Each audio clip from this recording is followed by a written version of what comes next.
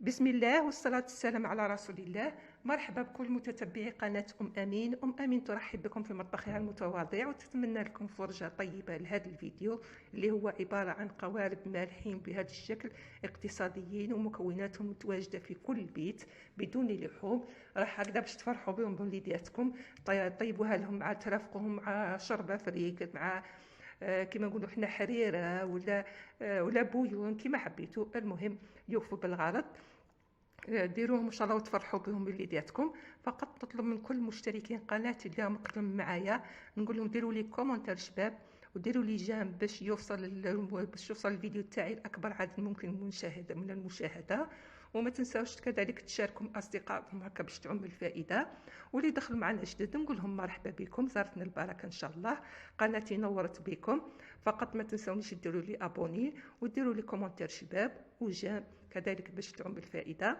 وما تنساوش تفعلوا زر الجرس هكذا باش يوصلكم كامل الجديد تاعي، وكذلك باش شاركوا اصدقائكم هكا باش تعم الفائده للجميع.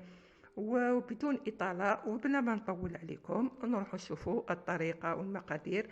على بالي راني طولت عليكم بالهضره، سامحوني. نروحوا نشوفوا الطريقه والمقادير مع بعضنا.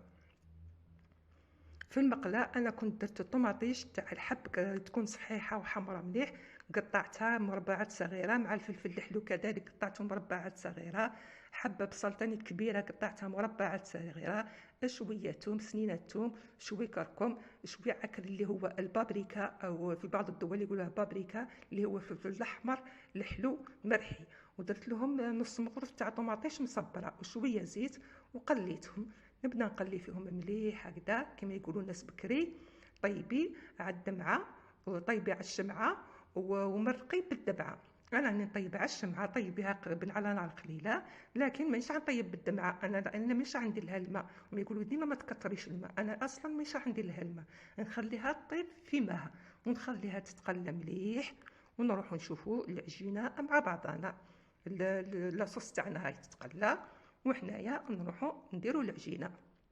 دائما قلت لكم على نار قليله هكا خليها طيب باش تجيكم معسله طايبه مليح. العجينه راح ندير لها 2 كيسان تاع حليب دافي، اي حليب عندك. انا درت غير تاع الشكاير تاع 2500، هذا ما كان. درت 2 كيسان تاع حليب، فرغت عليهم كاس تاع ماء دافي كما راكم تشوفوا، وراح نفرغ عليها شويه مغرف كبيره تاع خميره الخبز، مغرف كبيره كما راكم تشوفوا، مغرف كبيره تاع ماكله خميره الخبز. راح نضيف عليها مغرف كبيره نفس المغرف تاع الخميره اللي راح نكيل بها السكر، مغرف كبيره تاع السكر.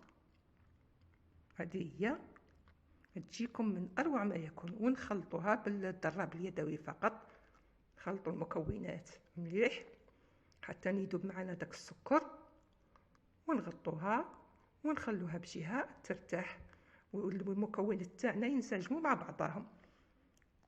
ونروحوا نشوفوها درك. حنا عندنا السخانه في الصحراء، بالخف ترتاح لك وبالخف تطلع لك، تخليطه خفيفه.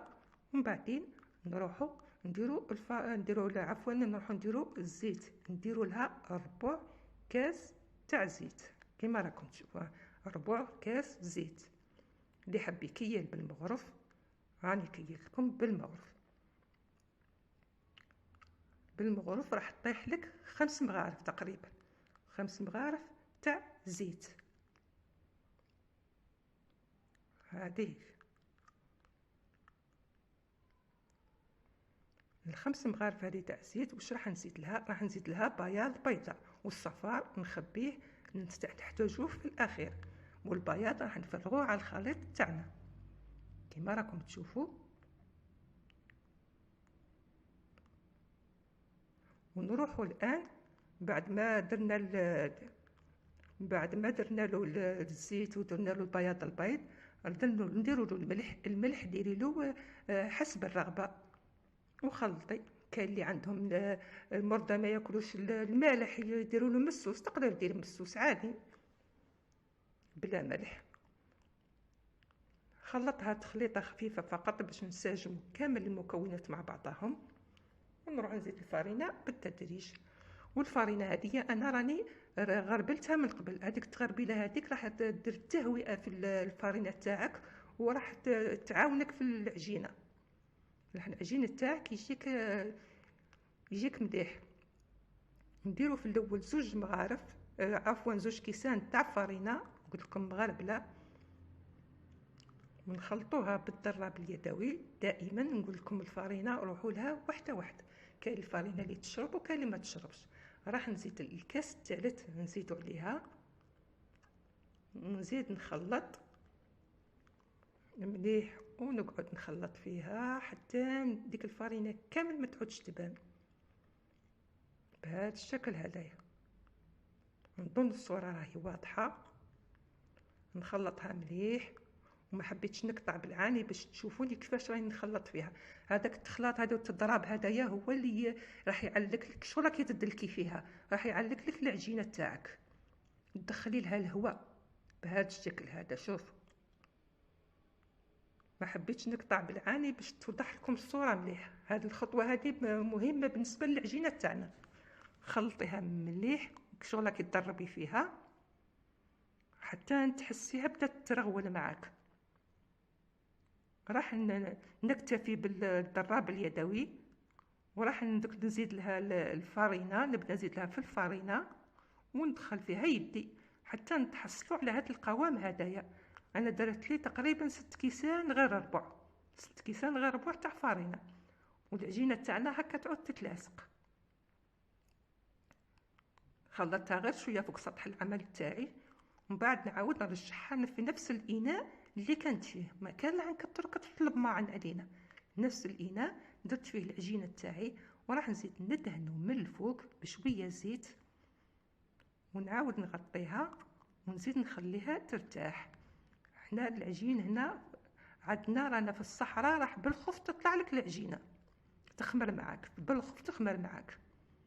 هاي خمرت معنا العجينه. دائما نقول لكم نعطيكش الوقت محدد، لان حسب درجه الحراره تاع المطبخ تاعك. ونبدا نلوز فيها اللوزات بهذا الشكل هذايا. ما همش صغار بزاف وما همش كبار، متوسطين. حبيت ديرهم صغار ديرهم صغار. انا درتهم بهذا القيس هذايا هكذا، ونزيد ندير واحده اخرى بهذا الشكل هذايا. درتهم تقريبا كيف كامل كيما هكذا، ونديرهم في السنيوه اللي كنت درت لها شويه فرينه السنيوه تاعي، ونستفهم في السنيوه بهذا الشكل هذايا.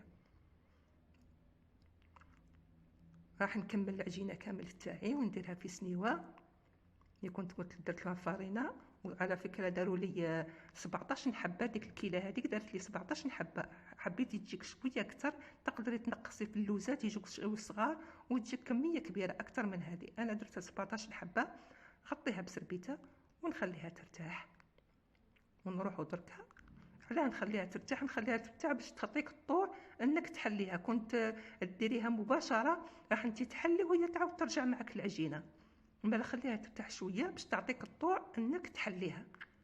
نحلها انا مليح العجينه تاعي بهذا الشكل هذا، وبالسمك هذا اللي راكم تشوفوا فيه بهذا الشكل. ونديروا لها لاصوص تاعنا. شوفوا ديك لاصوص كيفاه جات معسله، ما شاء الله عليها. جات بدون لحوم لكن جات روعه. واللي عنده اللحم ولا عنده الدجاج، عنده سكالوب ولا الطون، الشيء اللي عندك اللي يفيدو كل يوم عيدو، الشيء اللي عندك ديريه. الجود بالموجود.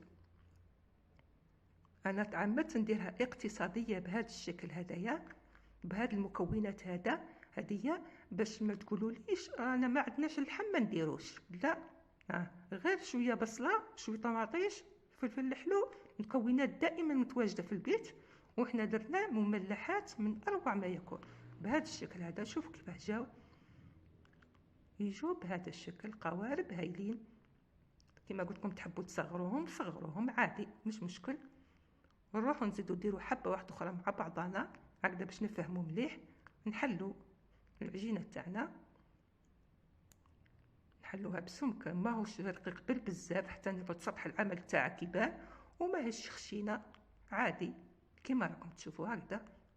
نحلوها ونزيدوا نديروا لها لاصوص تاعنا هذيك اللي جايه معسله. قلت لكم انا عجبتني صراحه ديك لاصوص. كانها طايبه بعلامها، ما دزتلاش الماء وطايبه على نار قليله، جات رائعه. نديرو ديك لاصوص تاعنا ونعاودو نغلقوها كما غلقنا في الاول. نغلقوها هذه بهذا الشكل هذا، نشد غير الجناب ونقرص مليح فقط هكذا باش ما تعاودش تتحل معاك. هاك بهذا الشكل هذا غير الجناب فقط. وعاودي ارجعي معاها هكذا، ارجعي معاها مليح باش تتغلق معاك مليح، وهزيها ونفضيها من الفوق من ديك الفرينه هذيك اللي كاينه، نفضيها مليح وحاولي تسقميها فقط وتحطيها في السنيوه تاعك. ودائما حطيها على الجهه اللي قرصتيها، هذيك الجهه اللي قرصتيها حطيها من تحت بهذا الشكل هذا. نديروا ورقه تاع ورق الزبده ونحطوا الخبزيات تاعنا. اللي ما عندوش ورق الزبده ما تقوليش ما عنديش ما نديرهاش، ادهني فقط غير بشويه زيت وديريها عادي مش مشكل، ماشي شرط الورق الزبده. دائما نقول لكم الجود بالموجود. وجيبي موس يكون ماضي الموس، والا اللام يكون جديد. قطعي العجينه تاعك في الوسط بهذا الشكل، وحاولي تجبدي الجناب منه ومنه باش تحصلي على شكل قوارب. ونجيبو كنت قطعت طوماطيش، قطعتها رقيقه، طماطم تكون حمراء شابه قطعيها رقيق وحطي من الفوق، حطيها من الفوق بهذا الشكل. هذه الصوره راهي تعبر نظن.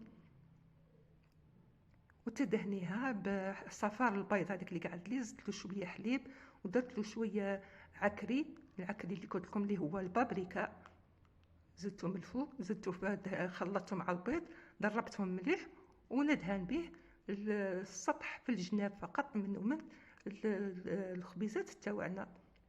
نزيدو نروحو نحلو حبه مع بعضنا هكذا. حاولي تحليها ساع فيها غير بالعقل هذا الشكل هدايا،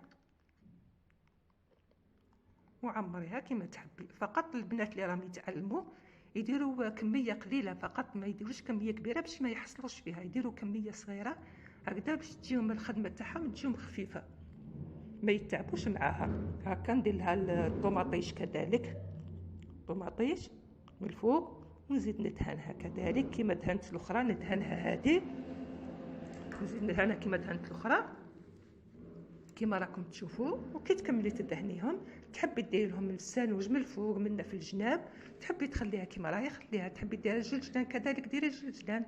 ديما كي نقول لكم الجود بالموجود، انا خليتهم هكذاك ومن بعدها درتهم في الكوشه تكون شعلتها من قبل وطابوا. وعلى بالكم كل تتسائلوا كيفاه مملحات بلا فرماج. الفرماج انا دائما بالعاميه دائما ندير نابولي، ونابولي شويه كي تديري من الاول راح يبس معاك، ما لازم انت ديما خليها. انا حتى في البيتزا نديرو هكذا، خلي حتى نطيب المملحات تاعك كي يعود الفرماج من الفوقه حتى يطيب المملحات تاعك، وديك الساعه باش ديري الفرماج ودخليها في الكوشه جهد ما يذوب الفرماج هذاك فقط هكذا. دائما نقول لكم نابولي راهو كي تجي تحديريه من الفوق خليه هو الاخر، لانه راح يبس معك كي ديريه من الاول. انا قلت لكم ديما في المملحات تاعي ولا في البيتزا ولا نديرو دائما من الاخر كي طيب لي المملحات تاعي باش نديرهم وندخل هذوك الكوشه جهد ما يذوبوا لي فقط داك الفرماج هذايا، ونعاود نخرجها وراح تشوفوها معنا بهذه الطريقه. هذا شوف كيفاه جاو من اروع ما يكون صراحه. عجبوني وعجبوا وليداتي، جاتهم ما شاء الله. انا صراحه ندمت اللي درتهم كي درتهم هبلوني عليها. زيدي يا ماما طيبين، زيدي يا ماما طيبين، راح يجوكم من اروع ما يكون. جربوهم فقط وفرحوا بهم وليداتكم ان شاء الله. وان شاء الله يكون عجبكم الفيديو تاعي هدايا، وديروه وتستمتعوا به وتفرحوا وليداتكم كذلك. فقط ما تنسونيش بجام وكومنتير شباب. من فضلكم تاكل على ربي من الفوق وانتم من تحت. شوفوا كيفاش جات الخبيزات، جاو من اروع ما يكون، ريحتهم طالعه فحفاح وخفاف وطريين، جاو رائعين رائعين رائعين. شاهدكم في الجنه حبيباتي، وان شاء الله